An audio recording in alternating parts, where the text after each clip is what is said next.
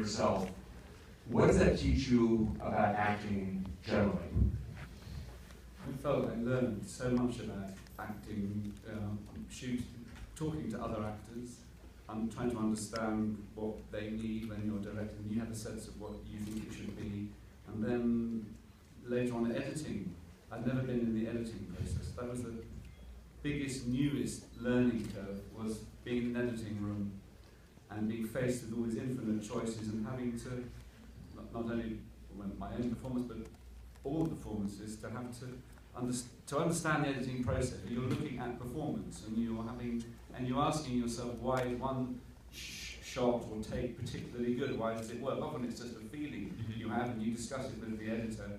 But that, and it was, in the end, I mean, it's something to do with the simplicity or truthfulness. And there are also many generalizations people spout about acting for the screens, but when you're editing, you're confronted with what is it, why, what is it about that performance that has, sometimes you can't put words to it. But, I mean, Vanessa Redgrave was this great light shining at the centre of this film for me, and there were some moments of her performance which had this sort of thing where you just say, that's it, that's what it's about. When you're directing for the first time, are you thinking about directors with whom you have worked who have done a good job and then you want to emulate, or directors who have done a bad job whose work and tactics you want to avoid? Well, I'll keep it positive. But what are you thinking about in the back of your mind in terms of how to get performance from your other castmates? Well, I certainly remembered the energy of Steven Spielberg, who's incredibly energized. I mean, his mental energy and focus was very stimulating, and he would be very, very direct. He wouldn't sort of pussyfoot around. He'd say what he felt. He was always mostly positive, but he would quickly say, no, it's not working. It's somehow slow. He would absolutely tell you directly. A sort of drive to get to the heart of the thing he was looking for. The other director that I did think about a lot was Anthony Minghella, who directed The English Patient, who had a wonderful sort of collaborative vocabulary for talking to actors. He seemed to understand each actor's different needs, and just had a wonderful sort of gentle way about coaxing performances out of people. I guess I found I would be quite, sometimes under pressure, you just have to say to someone, that's great, or can you do this, or please don't do that. But they were definitely, I would say Stephen and Anthony were definitely sort of somehow present on my shoulder. Having been directed by Steven Spielberg, by Anthony Minghella, Sam Mendes, Catherine Bigelow, on stage by Jonathan Kent, they obviously have different styles, but as an amalgam, when you start thinking about how they might have or might not have affected you as an actor, do you think there are landmark moments where you've taken something away from their direction and it's changed how you have performed? Wow, yeah, I mean, I can't think of... Again, I'll go back to Steven Spielberg, because that was, obviously, it was a big break to be in that film and in that great part, and he, I loved his directness, and I felt really, well, I think what I love as an actor is that there's clarity. There's not, a lot of directors, sometimes they're either nervous or they sit back, or I don't, but I love really strong input. And I think I hadn't had much experience before I worked on Schindler's List, but I think no one up to then had sort of grabbed the moment with me, with all of us in that film, in fact. This terrific, you know, I mean, Stephen's energy, I think because the film is so profoundly important to him, it permeated everything. So just the whole experience of working on that film was one that I don't think anyone will ever forget. And you talk about in the theatre, I mean, Jonathan Kent, the theatre director, who I've done 3-4 plays with. I think what you often long for as an actor is you want to have an ongoing relationship with the director. So you do one thing with them, but then it's great to go again. You're building on, like any, as you must, any professional relationship, you build.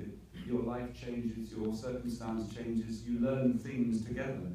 So I would love to work with some of these directors. Aren't Anthony Miguel no longer sadly with us, but I'd love to work with Steven Spielberg again. I'm going to work with Sam Mendes again.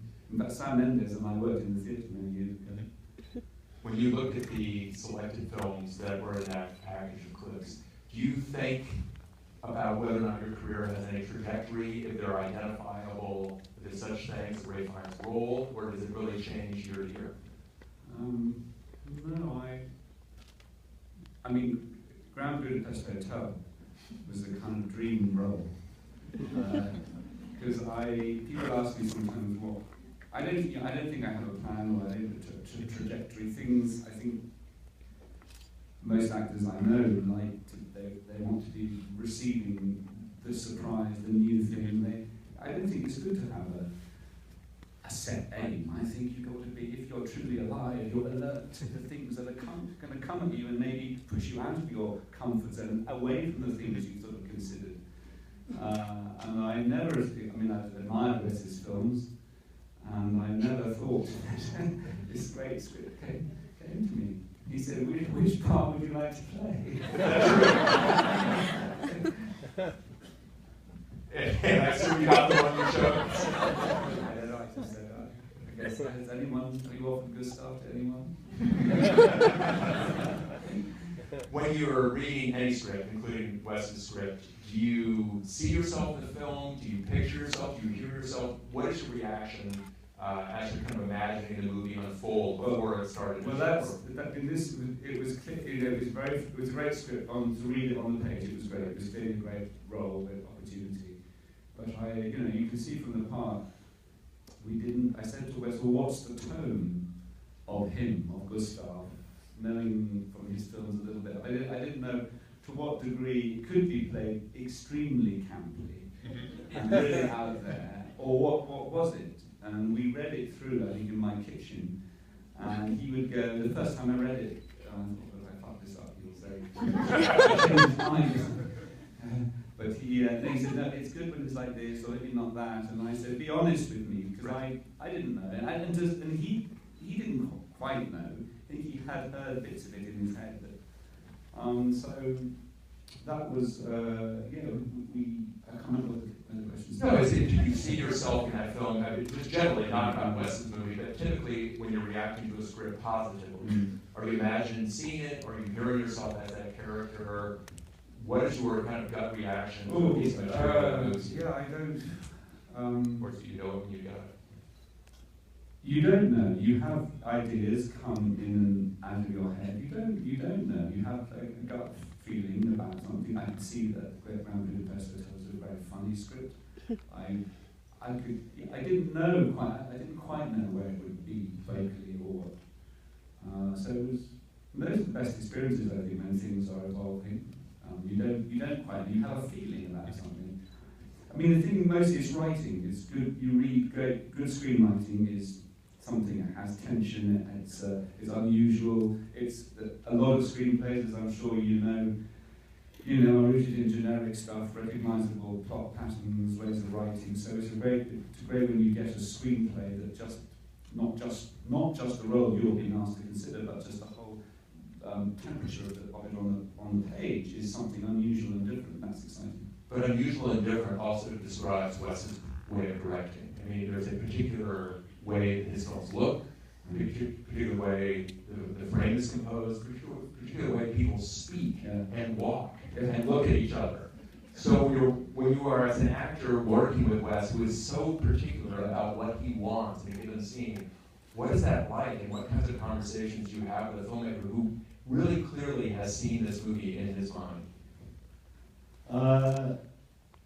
Well, I guess I'd seen his film, so I knew there was a certain style. To what degree I was given, there'd be any freedom, I didn't really know. And one of my earliest days on the shoot was, there's a scene when I go, quite early on, I go into Madame D's room, just after she's left to collect the tip with young Tony.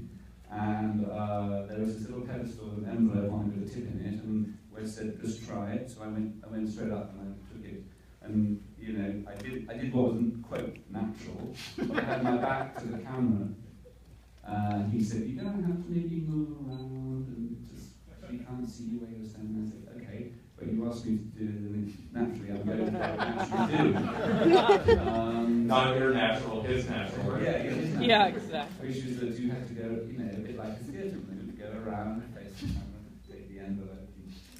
And that was it. I said, at that point, I guess I was slightly testing, like, how naturalistic is this? I was, but then I could see that, and it was great. I could see the shot. The shot had been designed and worked out. And basically, you know, you work your way, you work to make the shot work. Right. There's a math to it. There's a math to it, but